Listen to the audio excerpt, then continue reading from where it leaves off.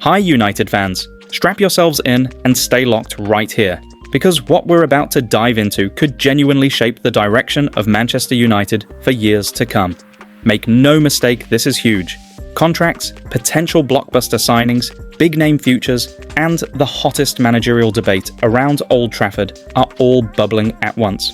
So before we kick on, make sure you stay connected, keep those notifications on, and don't miss a single update, because at Trafford Times, we bring you the full picture, not just the headlines. Now let's get straight into it, because according to reports from Fabrizio Romano, Manchester United will fully focus on a brand new contract for Mainoo as soon as the transfer market shuts. And honestly, this one feels absolutely non-negotiable. Mainoo never wanted to walk away from the club he calls home, never wanted a permanent exit. And that alone tells you everything about his mentality. This is a lad who bleeds United DNA. The only sticking point? Game time. And let that sink in. A generational midfielder, calm as you like, press-resistant, brave on the ball, and already bossing games at the highest level, all he wants is to play. Under Michael Carrick, you can feel that tide turning. Mainoo looks trusted, empowered, and central to the rebuild. So the big question is this: can United afford to delay any longer? Or does Mainoo need to be tied down immediately as the heartbeat of the next great United midfield? Because if you ask me, this is the sort of player Sir Alex Ferguson would have built a side around without blinking. And just when you think things can't get more mouth-watering, sources suggest Cole Palmer would be open to a sensational move to Manchester United. Yes, you heard that right. Palmer is reportedly unsettled in London, and 2.5 years after leaving Manchester City, the idea of pulling on a red shirt at Old Trafford clearly appeals to him. This isn't just paper talk either. United's director of football, Jason Wilcox, knows Palmer inside out from his academy days at City. Add to that the fact Palmer would not entertain a return to the Etihad, while Pep Guardiola remains in charge. And suddenly the dots start connecting. Imagine it for a moment. Palmer operating between the lines, linking up with Bruno Fernandes, tearing down the left in front of the Stretford end. Chills. But here's the real debate: would Palmer elevate United instantly? Or does he risk becoming another luxury talent without the right structure around him? Because talent alone doesn't win titles at Old Trafford, character and system do. Meanwhile, over in Italy, reports from fcinternews.it suggest Inter Milan are considering Andre Onana as a potential replacement for Jan Sommer, with Onana's agent spotted in Milan maintaining strong ties with the club. Now, this one divides opinion massively. Onana's time at United has been chaotic, dramatic, and at times brilliant, but consistency has been the killer. If Inter come calling with serious money, do United cash in and reset, or stick by a keeper they invested heavily in? And more importantly, can Carrick's calmer, more structured approach get the best out of Onana, or has that chapter already written its final line? Then there's the elephant in the room, Bruno Fernandes. According to Crossi from the Daily Star, Bruno will wait until the end of the season before deciding his future.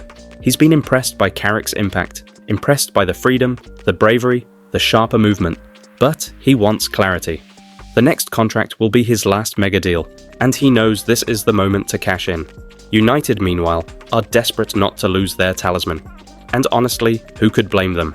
Bruno is the pulse of this team, the leader who demands standards. But here's the brutal truth. If United don't convince him with a clear vision, a top manager, and Champions League football, can they really expect him to stay? Or does this summer become a defining fork in the road? Elsewhere, sources suggest United are closely monitoring Wolves' Brazilian midfielder João Gomes, with the player open to leaving as relegation looms. This is one that screams smart recruitment. Energy, bite, aggression, Premier League proven, exactly the kind of midfielder United have lacked when games turn ugly. Gomes alongside Mainoo? That's legs, steel, and balance. But again, the question stands: will United move early and decisively, or allow rivals to swoop in while they hesitate? Meanwhile, the debate that has split the fanbase right down the middle, Michael Carrick. Jamie Carragher has openly admitted that if United can't land their A-list managerial target, Carrick has to be part of the conversation. And after what we've seen recently, can you really laugh that off? The football looks freer, players look happier, the dressing room feels united. But is it romance, or is it reality? Meanwhile, according to multiple reports, serious internal discussions are ongoing at Manchester United about bringing Scott McTominay back home. Yes, you heard that right. Jason Wilcox, Sir Jim Ratcliffe, and CEO Omar Barada are all said to be aligned on one powerful idea: restoring United's identity by leaning back into homegrown culture, the very DNA that Sir Alex Ferguson built his empire on. This isn't just nostalgia, this is about standards, mentality, and dressing room character. McTominay gets this football club. He knows what it means to walk out at Old Trafford, feel the weight of the badge, and scrap for every second ball. Is he the most glamorous name? No. But is he honest, combative, reliable, and emotionally invested? Absolutely. And let's be real, United have missed that edge. Reports suggest a summer return is very possible, with McTominay himself open to the move, especially if United secure Champions League football. That alone tells you something. So Reds, ask yourselves honestly, do we need more flair or more fighters? And wouldn't a McTominay return send a message that United are serious about rebuilding the right way? Then there's the Harry Maguire situation, and this one divides opinion like few others. United have made their stance clear: no 2-year extension. Maguire's camp wants security. 2 years at £150,000 a week. United are standing firm with a 1-year deal at £120,000. Cold, ruthless, and maybe necessary. Maguire has shown resilience, professionalism, and leadership during difficult spells, and credit where it's due, he's never hidden. But this is a new United now. Financial discipline matters. Performance-based planning matters. Sentiment can't drive decisions anymore. So here's the big question, Reds. Do you reward loyalty and experience? Or do you finally turn the page and let him walk on a free? Is Maguire still part of a title-challenging future? Or is this the moment United draw a line? Midfield talk doesn't stop there either, because Casemiro's long-term future is clearly under review. And breaking whispers from Spain suggest Barcelona's Casado has been mentioned internally as a potential replacement. Let that sink in. Younger, more mobile, more technical. But does he have the steel? Does he have the authority Casemiro brought at his peak? There are even tentative rumours and stress tentative about a possible swap involving Marcus Rashford. Now this is where opinions explode. Rashford is one of our own, a local lad, a match winner on his day, and a symbol of the club. But football is brutal. If the system demands evolution, do you make the hardest call of all? Is Casado good enough to replace Casemiro and justify even discussing Rashford in negotiations? Or is this one of those rumours that should stay exactly where it belongs on the back pages?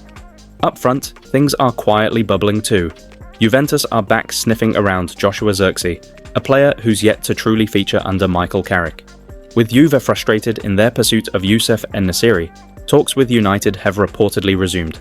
This one feels like a crossroads.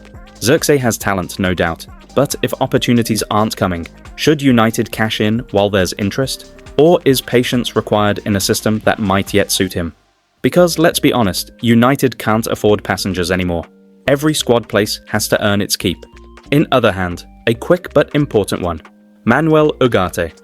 United are not keen on a mid-season loan. No fresh offer from Galatasaray. End of story for now, and frankly, that's the right call. You don't weaken midfield depth halfway through a rebuild unless there's a clear upgrade coming in. Stability matters, structure matters.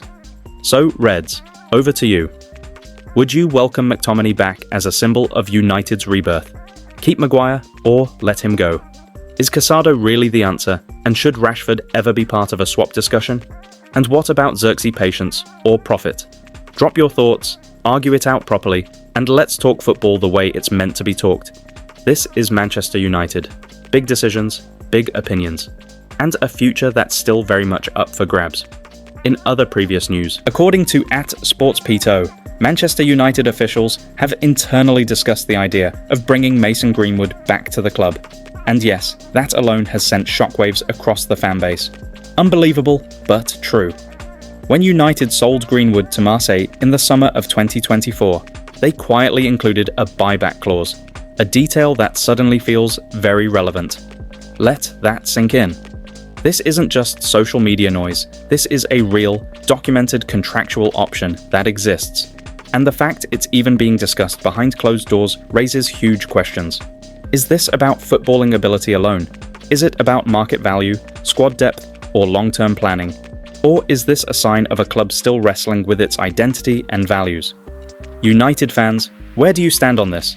Would you even entertain the idea of Greenwood pulling on the red shirt again at Old Trafford? Or is that a line that should never be crossed, no matter the talent?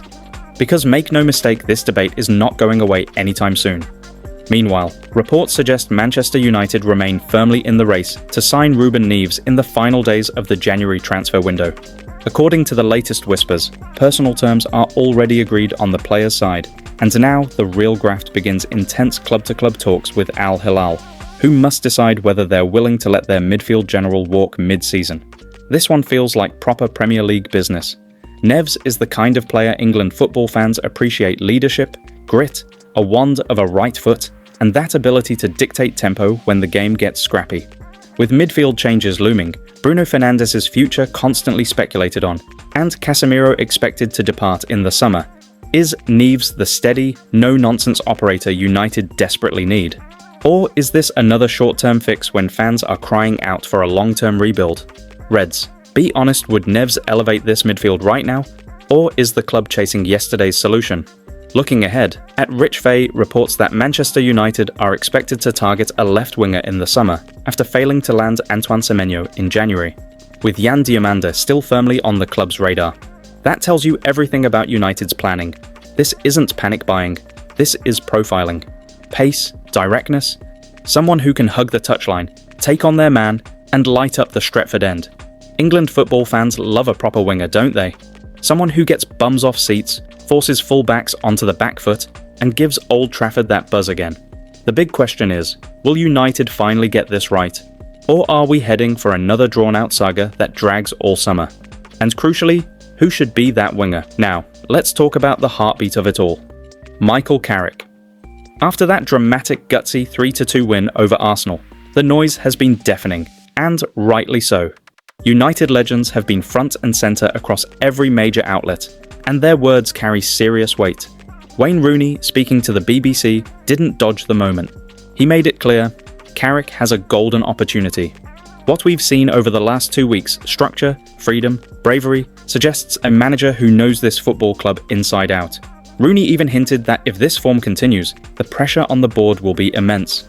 And here's the key line. Reds, this feels a little bit different, does it?